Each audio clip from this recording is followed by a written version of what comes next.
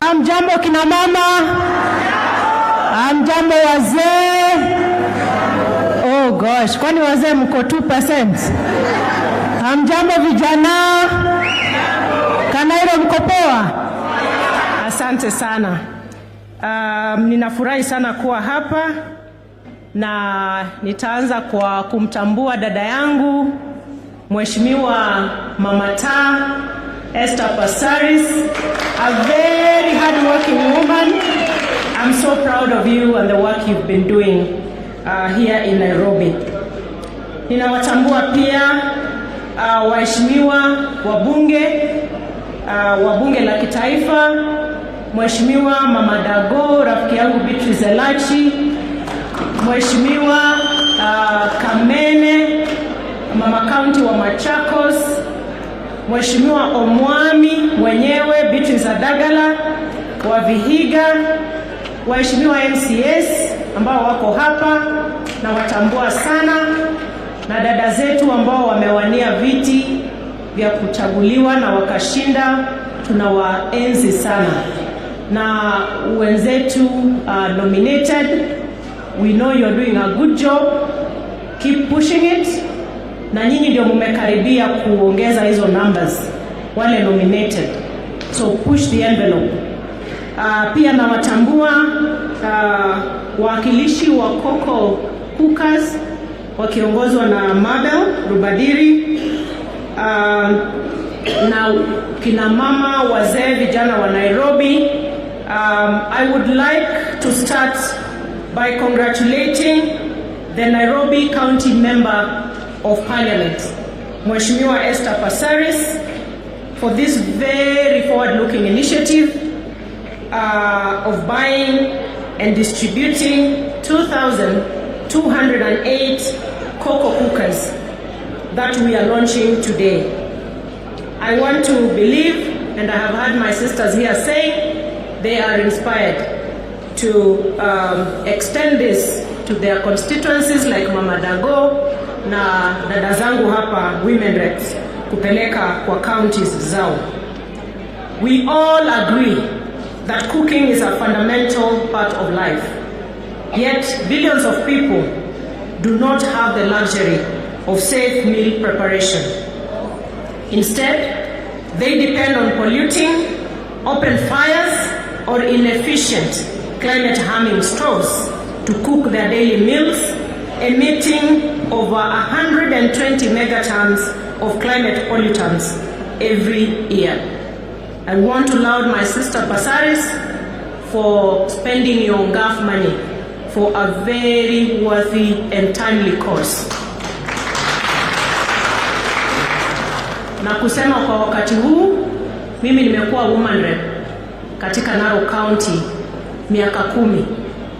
Tulikuwa na hawa waheshimiwa, na ninatambua changamoto nyingi ambazo women reps wanapitia, na pia ninajua the huge potential to turn around people's lives.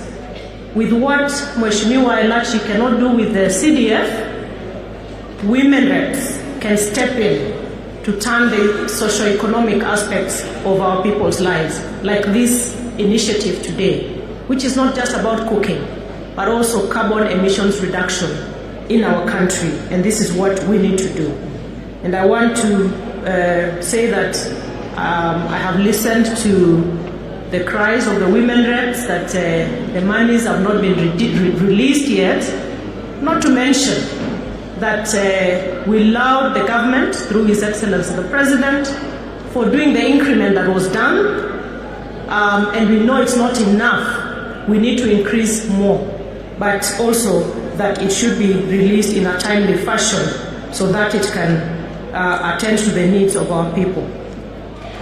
Some 2.4 million people globally are without access to clean cooking, costing the world more than $2.4 trillion in damage to the climate and local economies, as well as contributing to 3.2 million premature deaths every year.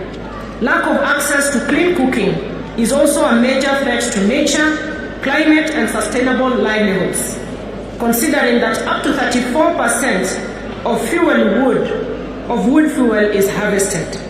This is unsustainable since it contributes to forest degradation and climate change. It is my assertion, therefore, that global climate and development goals cannot be achieved without changing the way people cook. Lack of access to clean cooking remains the most underinvested health and environmental problem in the world, with very few solution providers. I would like to laud the efforts of Koko for being one such solution provider, servicing over 1.1 million low-income households in Kenya currently, who in the past were unable to afford cleaner alternatives to charcoal, but now access Koko's clean bioethanol fuel. And today, with the MATIANG'I's 2,000 more, the Koko fuel numbers have gone up. It is worth noting that the World Health Organization categorizes bioethanol among the cleanest fuels to cook with. In fact, it is an ISO Tier 5. So it is not just about Koko fuel, it is really about the transition that the government is currently undertaking, moving away from dirty fuels to clean cooking alternatives. And I'm happy to say that through the Ministry of Energy, we recently completed the development of a clean cooking strategy, which aims to transition the country to 100% clean cooking by 2028. So we are on track, and it is by supporting such initiatives like the Koko fuels that we will be able to attain that target. Koko's clean energy helps in creation of new jobs under its partnership with Kenyan ethanol producers and thousands of small business owners across the country. I am informed that Koko currently has over 2,700 agents and directly employs over 1,000 Kenyans in high-quality jobs, which is no mean feat. I would like to encourage Koko Fuels to set up assembly plants in Kenya to not only create jobs for more Kenyans, but to service the entire region of East Africa. And I want to assure you that through the clean cooking strategy, that we are keenly looking to support these initiatives to go to scale. Clean cooking, like promoted by Koko Fuels, makes a lot of health difference to our lungs as humans, but also to the lungs of our country, which is our forests. Not to mention to climate change interventions. Urgency for action around clean cooking, therefore, need no overstating, especially in our region in Africa, where access to clean cooking is particularly very low. Clean cooking is important in delivering and achieving the benefits of nature-based solutions. Its value chain deliver inclusive and sustainable rural development and ensure long-term success of nature-based solutions. We are currently relying, about 70% of our population relying on biomass for cooking. It is a health hazard for us, not to mention the climate crisis that it keeps perpetuating. We need to reverse this. As we plan to plant 15 billion trees in 10 years, we must produce, or we must provide clean cooking solutions. Because if we don't, and Kenyans still at 70% depend on our forest for domestic fuel, then we will be doing a zero-sum game. We must encourage clean cooking innovations to be scaled up so that even our tree growing initiative can be realistic and achievable. With the amendment of our Climate Change Act, which we are operationalizing through our carbon market regulations, we as government are stepping up our efforts to integrate clean cooking into our nationally determined contributions as well as programs on environment and climate such as RED+. We are seeking to leverage international and national private finance for clean cooking through cooperation and transactions of the Paris Agreement, Article 6, and so our participation in this launch of Koko fuel cookers is in pursuit of this important objective. And I heard Koko Fuel say that they are able to achieve this through private finance. Our carbon markets space, and I think I heard Mheshimiwa Elachi speak to it, we should be pushing. I know the Koko Fuel partners here, and I know we have had discussions with them. It is a symbiotic relationship. They get the carbon trading, the carbon credits benefit, and help us to achieve our ambitions of reducing emissions. But beyond that, it is time to make sure that our carbon markets plan in this country benefits the local people, the very low people of the pyramid. And that is the intention we have with the recently reviewed Climate Change Act, and I thank members of Parliament for supporting us to expedite that process. We are bringing the regulations to Parliament very soon, and I know we will count on your support, and we want members of Parliament to play a very critical and keen eye to make sure that our carbon markets and the benefits accruing from that benefit our people. As populations grow in our villages and cities with a high dependence on nature and unsustainable fuel wood harvesting, charcoal, paraffin, and such as fuel, it will be increasingly critical to ensure that the challenges faced by these communities are at the center of conservation efforts and nature-based solutions. We are imploring upon clean cooking companies such as Koko to develop new partnerships with conservation organizations, local government stakeholders, and other environmental groups to leverage clean cooking value chains for nature-based solutions. We would like to encourage investors to focus on nature-related investments by identifying where clean cooking solutions can help to de-risk nature-related investments in nature-based solutions. Additionally, investors need to drastically scale finance for the clean cooking sector and improve incentives that enable enterprises to serve remote and vulnerable populations, ensuring that there is a strong pipeline of companies to serve these markets to help us limit inequality that becomes intrinsically linked to climate change. And I want to reiterate that we are committed as government to provide the necessary incentives for private sector that would like to focus on clean cooking. I would like to conclude by stating that time is running out for climate action. Time is running out to deal with inequality that is resultant from cooking sources that are not clean. So without increased effort, 2 billion people will still lack access to clean cooking in 2030, making it impossible to achieve global development and climate goals, putting billions of dollars in nature-based investments at risk. We therefore, as a global community, must act in concert, and that is why partnership with Koko Fuels, among others, in our view, are steps in the right direction.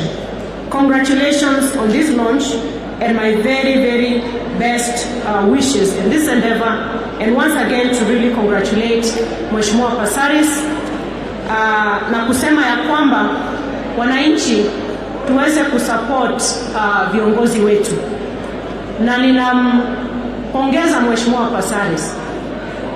Nilikuwa nikimhoji hapa kumuuliza hii kamati yake ni nani yako, kuna mtu ya ODM, kuna wa Jubilee, kuna wa UDA, you know, na hata kati ya hawa beneficiaries ananiambia hajui ni mgani ndio ODM, ni mgani ndio wa chama fulani, kwa sababu kazi yetu ni kuwafanyia wananchi kazi.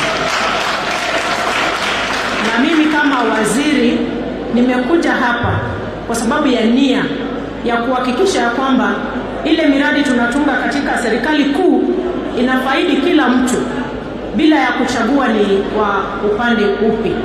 Kwa hivyo nampongeza Mheshimiwa Pasaris na dada zangu hapa women reps pesa ya Mheshimiwa Pasaris ya kaunti nzima, na mnajua Mheshimiwa Wedera hapa ameniambia 85 wards, na pesa yake ya county wide ambayo anafanya hii shughuli ya Koko ni 20 million peke yake kwa mwaka mzima, only 20 million. Na hiyo 20 million anafanyia kazi ya safe house, si ndio Mheshimiwa? Na pia anajaribu kununulia kina mama majiko hapa, na ameng'ang'ana na hiyo budget kidogo iwafikie siku ya leo households 2,208. Situmpigie Mheshimiwa makofi. Kwa sababu ya bajeti duni anafikia watu wachache tu, lakini ni heri ile kidogo ambayo inafika vizuri kuliko kubwa ambayo haifiki, si ndio? So tuwa support Mheshimiwa Pasaris na women reps wetu na MPs na MCAs ili tushikane pamoja, na nataka kuhakikishia waheshimiwa MCAs wa bunge tuko tayari kushirikiana katika greening program ya kuhakikisha tumefikisha ile 15 billion, na tunataka isiwe ni kupanda miti pekee. Hiyo upanzi wa miti iweze ikazaa kazi kwa vijana.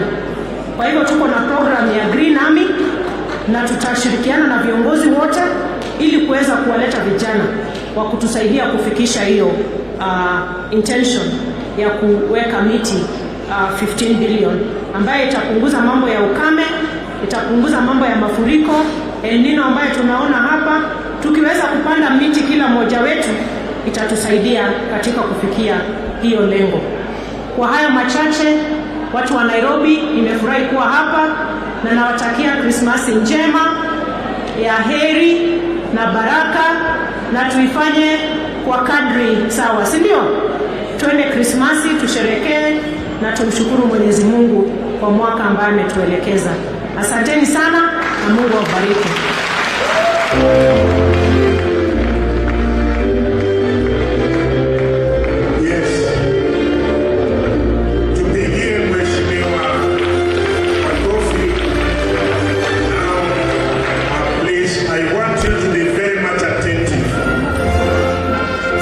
Attentive, weka masikio kamili, sababu ya CS wetu atapeana chache 10 peke yake, ataondoka na sisi bado tutaendelea kuketi tukiendelea.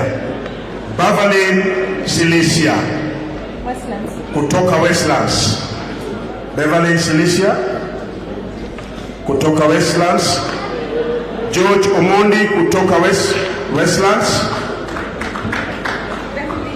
George Omondi toka Westlands. Osea Murioki, Embakasi North. Osea Murioki, just come here. Osea Murioki mnafuata. Huyu siarudi. Susan Wanjiku kutoka Kasarani. Susan Wanjiku tafadhali. Thank you. Alice Gadamba kutoka Kibra. Susan kuja hapa nyuma. Huyu ni George Omondi kutoka Westlands. Alice Gadamba kutoka Kibra. Ni wewe. Susan. Alice Gadamba kutoka Kibra. Alice kuja hapa. Nataka Millicent Awor Makadara. Millicent Makadara. Irene Mokira Ruaraka kuja hapa nyuma, fuataneni. Penina Nyabenga, Embakasi South.